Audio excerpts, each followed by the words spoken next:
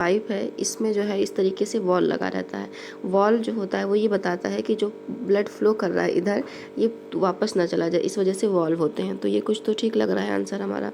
Last में क्या कह रहा है कि both oxygen rich and oxygen deficient blood get mixed in the heart. Mix नहीं होते हैं क्योंकि हमारी बॉडी में 4 चैम्बर हार्ट होता है, ये और यहाँ पे कार्बन डाइऑक्साइड वाला है, यहाँ पे भी कार्बन डाइऑक्साइड वाला, यहाँ ऑक्सीजन वाला है, यहाँ ऑक्सीजन वाला है, तो मिक्स्ड नहीं होते हैं। आंसर क्या था आपका कि valves ensure that blood does not flow backward. Explanation में देखते हैं, चले क्या कह रहा है एक्सप्लेनेशन में कि one of the functions of blood is transport oxygen. ठीक है, हमें पता है, कार्बन डाइऑक्साइड ये भी पता है, हार्मोन्स वगैरह ये सब कुछ पता है। ठीक, from one part of body to another, so this statement is correct. एक पार्ट से दूसरे पार्ट में फ्लो करता है और इस वजह से क्या है ये कि ये स्टेटमेंट करेक्ट है। वरना अगर एक पार्ट से शुरू होता, अगर वॉल्व ना होते तो दोबारा जो है वो बैक फ्लो हो जाता और वहीं पे रह जाता। इस वजह से वॉल्व्स होते हैं ताकि ट्रांसपोर्ट इजीली हो जाए।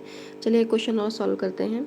क्या कह रहा है क्वेश्चन की most of the digestion and absorption of the food takes place in the, कि ज़्यादातर जो है वो डाइजेशन और एब्जॉर्प्शन जो होता है कहाँ पे होता है।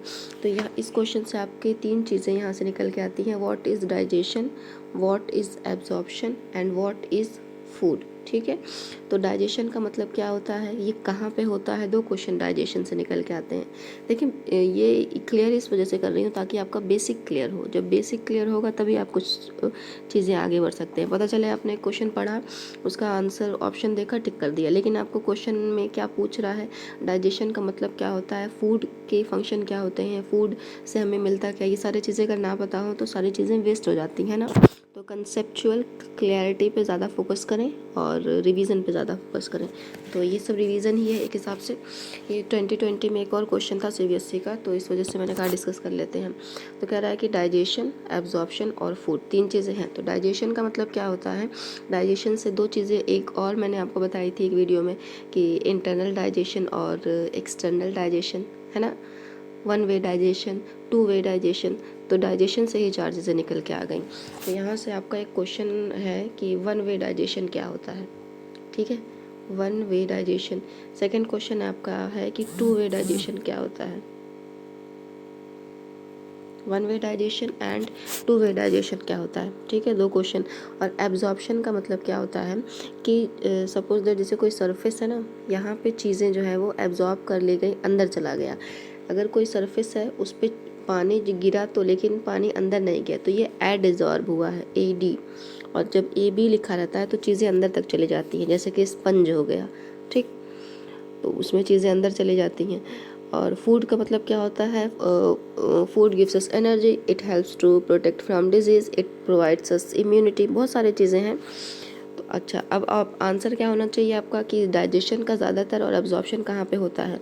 तो लीवर में होता है, लार्ज इंटेस्टाइन में होता है, स्टमक में होता है और स्मॉल इंटेस्टाइन में। तो सबसे पहली चीज़, एक क्वेश्चन तो आपका गलत हो गया स्टमक, एक क्वेश्चन यहाँ पे आपका ऑप्शन गलत हो गया लीवर।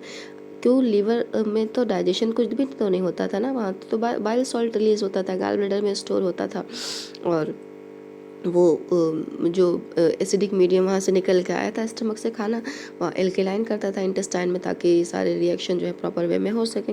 स्टमक में तो खाने का डाइजेशन होता है, एब्जॉर्प्शन तो होता ही नहीं। तो 2 क्वेश्चन आपके, 2 ऑप्शन वैसे ही गलत हो गए।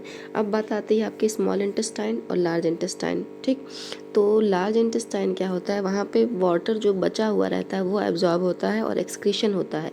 तो यानी कि हमारे पास क्या ऑप्शन बच गया, एक ऑप्शन हमारे पास क्या बच गया, स्मॉल इंटेस्टाइन। ठीक है, कंप्लीट डाइजेशन जो है वो यहीं होता है। स्मॉल इंटेस्टाइन के 3 पार्ट होते हैं, एक होता है आपका ड्यूडेनम, एक होता है आपका जेजुनम और एक होता है आपका इलियम। जेजुनम में कुछ नहीं होता है, ड्यूडेनम में जो क्या होता है, ये स्टमक से और इंटेस्टाइन का पार्ट जो यहाँ से स्टार्ट होता है, स्मॉल इंटेस्टाइन का फर्स्ट पार्ट वो ड्यूडेनम होता है और इलियम जो होता है वहीं पे कंप्लीट डाइजेशन होता है। ठीक है, चलें इसका डिस्क्रिप्शन देख लेते हैं क्या कह रहा है कि आंसर देखें, स्मॉल इंटेस्टाइन लिखा हुआ क्या कह रहा है, small intestine receives juices from liver. अभी मैंने बताया आपको कि ये जो स्टमक था, यहाँ से जो ये स्मॉल इंटेस्टाइन शुरू हुआ है तो लीवर से जूस वो लेता है और पैनक्रियास से लेता है। अब बाइल जूस और फ्रॉम लीवर, ये बाइल जूस करता क्या है कि फैट को और मीडियम को एल्केलाइन बनाता है। ठीक है, पैनक्रियाज और small intestine juices contain amylase, lipase and trypsin.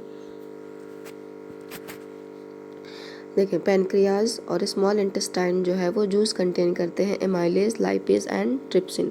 Amylase का काम क्या होता है? कार्बोहाइड्रेट को ग्लूकोज में कन्वर्ट करना। ट्रिप्सिन का काम क्या होता है? प्रोटीन को अमाइनो एसिड में। और लाइपेज का काम क्या होता है? फैट को फैटी एसिड और ग्लिसरॉल में। ठीक है, फिर क्या कह रहा है यहाँ पे? Complete digestion of food. ये है फूड का कंप्लीट डाइजेशन हो गया कहाँ पे? स्मॉल इंटेस्टाइन में। अब क्या हुआ कि इंटेस्टाइन में जो है वो ऐसे फिंगर लाइक आउटग्रोथ होती है जिसको विलाई कहा जाता है, जो इंक्रीज करती है surface area for food absorption. तो यहाँ पे जो लिखा हुआ है वो यही लिखा हुआ है, increase the surface area for food absorption. ठीक है, अब विलाई के बारे में थोड़ा सा लिखा हुआ है कि रिचली ब्लड सप्लाई होती है जहाँ पे एब्जॉर्ब करती है फूड को ईच एंड एवरी सेल तक। ठीक है, और एनर्जी के लिए और न्यू टिश्यू ताकि बने और रिपेयरिंग हो सके सारे टिश्यूज़ की। तो ये कहानी यहाँ पे यही लिखी हुई है जो मैंने आपको बताया हुआ है। आप तो चाहे वीडियो को पॉज करके इसको स्क्रीनशॉट करके लिख सकते हैं, अदरवाइज़ मैंने आपको समझा दिया। ठीक है, अच्छा, लार्ज इंटेस्टाइन का भी मैंने आपको बताया था कि क्या होता है कि water is absorb from the undigested food. ठीक, and it changes to semi solid faeces and it stored in the rectum. Rectum क्या होता है? टेम्पररी स्टोरेज होता है, मैंने आपको बताया हुआ है already. Till it is adjusted out through anal opening by the activity of anal sphincter. यानी कि ये जो स्टमक था आपका, देखें स्टमक से खाना आया, इंटेस्टाइन में गया स्मॉल लार्ज, फिर क्या हुआ? ये जो पोर्शन है आपका ये रेक्टम होता है, ये सीकम, ये कोलन हो गया आपका, और देखें ये सीकम है, ये वाला पोर्शन कोलन है, ये रेक्टम है। यहाँ पे क्या होता है? टेम्परेरी स्टोरेज होता है फूड का। और यहाँ पे एनएस के थ्रू एनाल मसल होती हैं जिसको एनाल स्पिंक्टर कहा जाता है, वो हेल्प करती हैं, रेगुलेट करती हैं अनडाइजेस्टेड फूड को। ठीक है, तो 2 क्वेश्चन हमारे क्लियर हो गए आज के 2020 के 2 क्वेश्चन क्लियर हो गए लाइफ प्रोसेस के। ठीक, तो इसको ध्यान से पढ़ें, रिवीजन जितना ज़्यादा कर सकते हैं उतना ज़्यादा रिवीजन करें। Okay, best of luck.